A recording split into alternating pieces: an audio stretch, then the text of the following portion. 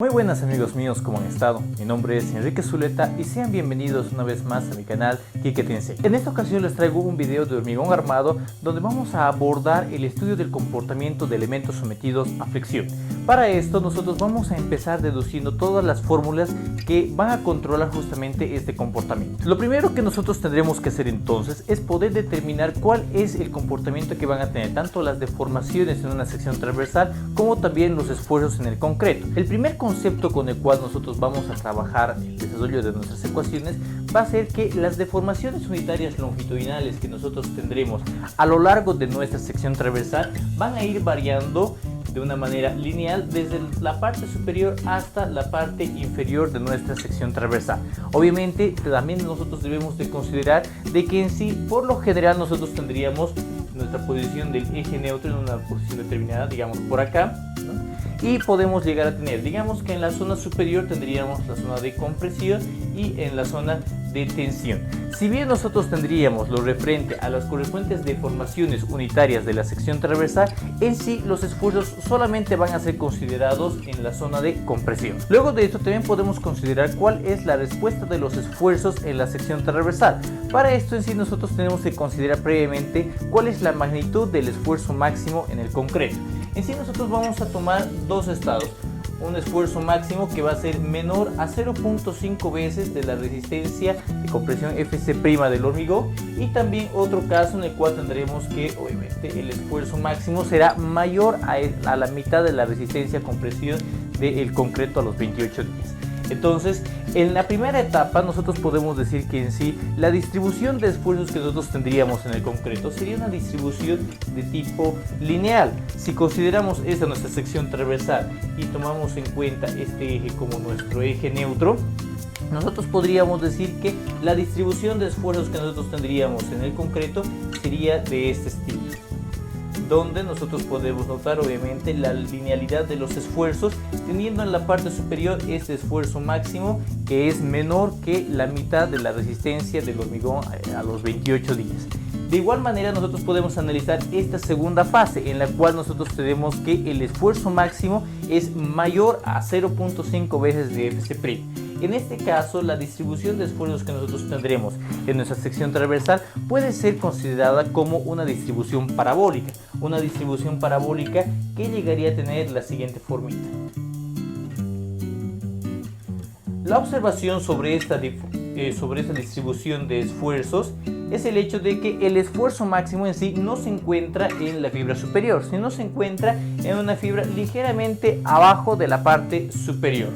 Este valor sería entonces el esfuerzo máximo de nuestra sección transversal. Como hemos podido observar en nuestras dos distribuciones de esfuerzos, en sí nosotros tendremos todo en función de la posición de nuestro eje neutro, que es este eje que nosotros hemos dibujado con color rojo. Sin embargo, nosotros tenemos que tomar en cuenta de que al hablar del eje neutro en sí, el eje neutro es una superficie que va a ir variando su posición en función de diferentes parámetros. Algunos de los factores principales que van a influenciar en la posición del eje neutro han de ser, por ejemplo, la magnitud del historial de las cargas pasadas. Es decir, en qué momentos y durante cuánto tiempo se fueron ejerciendo ciertas magnitudes de cargas. Luego también vamos a tener lo referente a la contracción que ha sufrido el concreto, el revenimiento del concreto y principalmente también el tamaño y la separación de grietas. A medida que las grietas vayan aumentando de tamaño en la parte inferior de nuestra sección transversal, entonces obviamente la sección efectiva que va a poder soportar la carga va a ir disminuyendo. Al ir disminuyendo esta sección, también va a ir disminuyendo la región de compresión que puede soportar nuestro concreto. Por tanto, el eje neutro irá subiendo y finalmente también va a influenciar en gran medida lo referente a la rapidez de carga, es decir, dentro de cuánto tiempo se llega a efectuar las primeras cargas después de la fabricación o la puesta en obra de nuestro hormigón. Una vez que nosotros ya hemos visto cuáles son los parámetros que pueden realizar un cambio de posición en cuanto a nuestro eje neutro, vamos a considerar ahora el equilibrio y todas las fuerzas existentes que van a existir en una sección transversal de hormigón armado sometida a flexión. Para esto entonces la primera consideración que nosotros vamos a realizar es cuáles son las magnitudes de las deformaciones admisibles en el concreto y de igual manera cuál será la resistencia última del acero. Para eso nosotros vamos a indicar de que la deformación unitaria longitudinal en cualquier fibra de concreto, la máxima, no puede exceder de 0.003.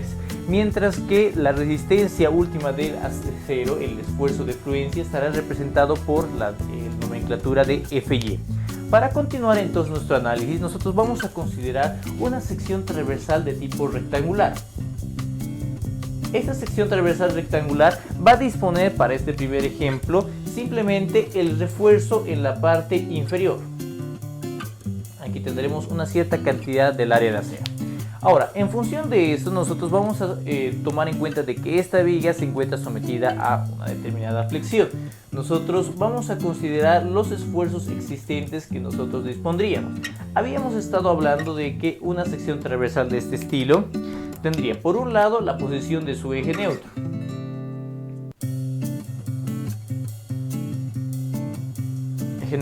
También habíamos indicado que la distribución de esfuerzos en la región del concreto en compresión sería una distribución de esfuerzos de tipo parabólica, de ese estilo.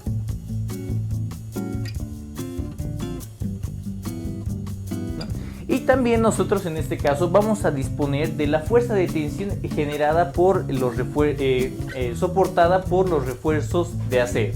Esta fuercita se va a encontrar en esta dirección y va a tener una intensidad, la tensión será igual al área de acero por la fluencia, mientras que en la parte superior nosotros tendríamos una región Fc', una intensidad del esfuerzo a compresión máximo Fc'. Hay que notar el hecho de que esta zona desde el eje neutro hasta la parte superior, es decir, toda la región del concreto que va a estar soportando los esfuerzos de compresión, van a tener una altura C. Si bien esta es la distribución de esfuerzos que nosotros vamos a disponer en el concreto, en sí nosotros podemos ir tomando cualquier otro tipo de distribución de esfuerzos siempre y cuando pueda llegar a reemplazar, por un lado, el área total que nosotros tendremos de nuestra sección y también la posición correspondiente.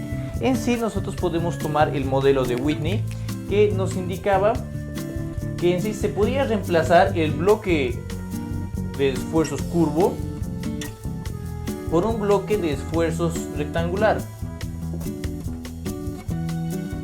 ¿Cuáles son las consideraciones que nosotros tenemos que tomar en cuenta al momento de reemplazar por un bloque de esfuerzos rectangular? Si esta es nuestra sección transversal, nosotros indicaríamos de que este bloque de esfuerzos se va a generar en esa posición. La intensidad de este bloque de esfuerzos va a ser simplemente igual al 85% de la resistencia del hormigón, es decir, a 0.85 Fc'. Y también hay que notar que en sí el bloque de esfuerzos no va a llegar hasta la posición de nuestro eje neutro, sino que en sí nosotros vamos a tener que la altura a la cual se va a desglosar va a ser una altura A. Esta altura A va a ser igual a un coeficiente beta multiplicado por la altura C.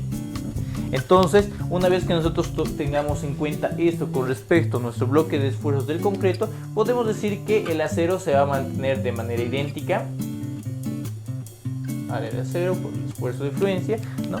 Y la única consideración extra será de que nuestra fuercita resultante del bloque de esfuerzo de compresión en sí se va a encontrar, ¿a qué posición? Se va a encontrar en el centroide de este bloque rectangular, es decir, a una distancia de A medios de la parte superior y A medios en la parte inferior. Al dirigir nuestro análisis en esta dirección de reemplazar nuestro bloque curvo de esfuerzos por un bloque rectangular, en sí nosotros tenemos que ya ir notando que vamos a relacionarnos con algunas nuevas variables, como en este caso sería la variable beta 1. Esta variable beta 1 en sí puede obtener diferentes valores dependiendo de cuál será la resistencia a compresión del hormigón, el Fc'.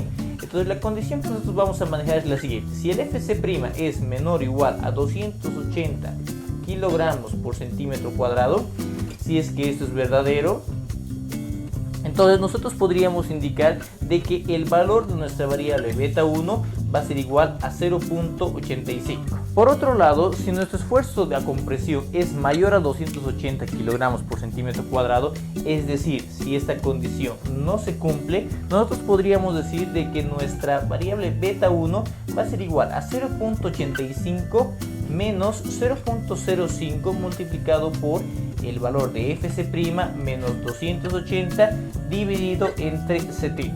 La única observación de esta expresión es que como mínimo nosotros podemos tener un valor de 0.65. A continuación, para poder empezar ya con el cálculo de la resistencia de una viga de hormigón armado, nosotros vamos a considerar en sí dos conceptos. Por un lado, el Mn, que va a ser el momento nominal o la resistencia teórica, y el Mu, que será el momento factorizado.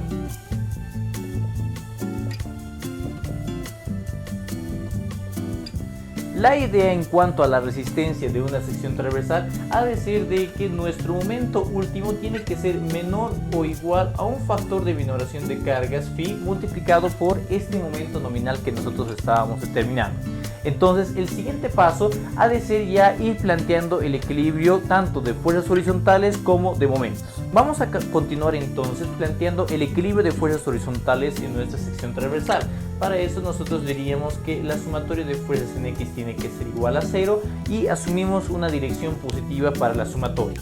Indicaríamos entonces de que esta fuerza que nosotros disponemos iría en sentido positivo, el área de acero por el esfuerzo de fluencia, la fuerza generada en nuestras varitas de acero, y nosotros también disponemos de esta fuerza en la parte del bloque de hormigón que va a ser con un sentido, que va a estar con un signo negativo y va a tener una intensidad igual a 0.85 Fc'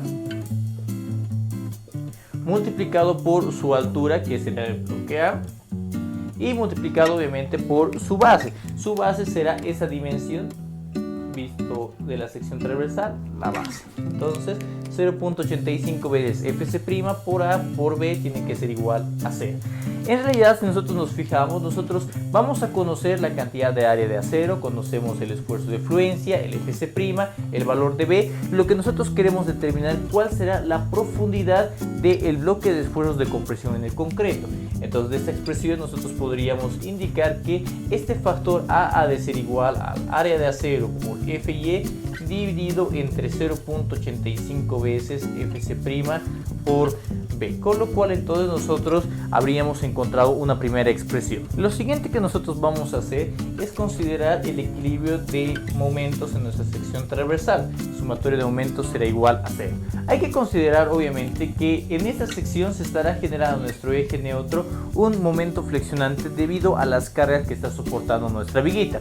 Entonces este momento flexionante, que será el momento nominal, va a ser igual a, tomando en cuenta que la única fuerza que va a ir manteniendo su magnitud todo el tiempo va a ser el área de acero por Fy, entonces nosotros podríamos ir expresando nuestro momento en función de esta fuercita. Nosotros diríamos que este momento va a ser igual a esta fuerza de tensión multiplicado por el brazo de palanca. El brazo de palanca en sí va a ser simplemente la distancia existente entre esta fuerza y esta fuerza. Considerando que esta longitud desde la parte superior hasta la posición donde se efectúa nuestra fuerza va a ser el canto útil D, entonces nosotros podríamos indicar que esta longitud de aquí sería simplemente el canto útil D menos esta longitud de la parte superior menos A medios. Entonces nosotros podríamos expresar nuestra ecuación de esta manera, D menos A medios. Vamos a reemplazar algunos datos aquí, indicando que el momento nominal va a ser igual a la fuerza de tensión, el área de acero por Fy multiplicado por D menos A medios.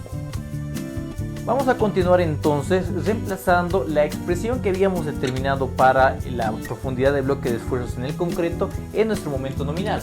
Para eso entonces nosotros diríamos que nuestro momento nominal simplemente será el área de acero por el esfuerzo de fluencia multiplicado por la profundidad de canto útil D menos A medios. Este valor de A, si nosotros recordábamos, era el área de acero por el esfuerzo de fluencia dividido entre 0.85 de Fc' por B.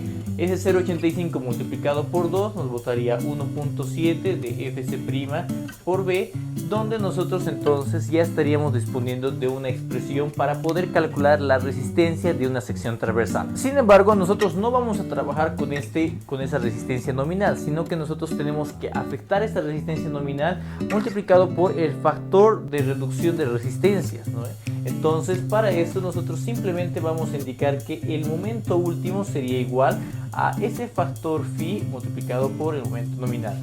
Vale decir que tendríamos la expresión phi por el área de acero por el esfuerzo de fluencia por D menos área de acero, Fy, dividido entre 1.7 veces Fc' por B. Otra de las formas en las cuales nosotros podemos expresar esta ecuación es en sí en función del concepto de cuantías. Nosotros podemos decir que la cuantía de acero que nosotros dispondríamos sería igual a simplemente el área de acero dividido entre la base por el canto útil. Entonces, de esta expresión nosotros podríamos despejar el área de acero indicando que sería simplemente la cuantía por B por D. Reemplazando esta expresión en la ecuación de la parte superior, nosotros podríamos encontrar entonces el siguiente término. Tendríamos el momento último será igual a el factor phi multiplicado por la cuantía por B por D por el esfuerzo de fluencia multiplicado por D menos cuantía por B por D por el esfuerzo de fluencia dividido entre 1.7 veces Fc' por B. Nosotros podemos ir simplificando algunos términos, por ejemplo esta base con esta base, y de igual manera podemos factorizar otros. Por ejemplo, podemos ver que disponemos el canto útil aquí y el canto útil acá. Entonces podríamos concluir nuestro análisis indicando que la resistencia sería nuestro factor de minoración phi multiplicado por la cuantía por B por D elevado al cuadrado por Fy multiplicado por 1 menos nuestra cuantía por el esfuerzo de fluencia dividido entre 1.7 veces Fc'. Con lo cual entonces nosotros habríamos logrado determinar la expresión para el cálculo de la resistencia última, la resistencia factorizada de una sección transversal de hormigón. Otra ecuación alternativa que nos puede servir para poder analizar vigas de hormigón armada sometidas a flexión es esta otra, en la cual nosotros vamos a poder determinar la cantidad de acero, la cuantía existente necesaria determinada por una viga, tomando en cuenta las propiedades del material y la carga existente, este factor MU que se calcula para este término Rn que se introduce en esta raíz. Entonces, con eso nosotros podemos analizar tanto el caso en el cual disponemos del área de acero y queremos calcular nuestra resistencia de la sección transversal, como también este otro caso en el cual nosotros disponemos nuestra resistencia última y nosotros queremos calcular el área de acero necesaria. La única observación que quedaría pendiente es la magnitud de estos factores de minoración de resistencias, esos factores phi, que ya en un próximo video vamos a irlos estudiando más a profundidad, pudiendo determinar cuáles son sus factores cuando nosotros tenemos diferentes estados, por tracción, en compresión o en las regiones de transición. Y bueno, amigos míos, eso sería todo por este video tutorial. Espero que les haya gustado y que les sea de muchísima utilidad. De ser así, no se olviden darle clic en el botoncito de me gusta, compartirlo con sus amigos y suscribirse a mi canal de YouTube para poder estar al tanto de mis siguientes publicaciones. No se olviden que cualquier duda, consulta o sugerencia de algún otro ejercicio pueden dejarla acá abajo en los comentarios y en breve estaré subiendo este material para poder compartirlo con todos ustedes. Eso sería todo por esta ocasión, nos vemos muy pronto, muchísimas gracias.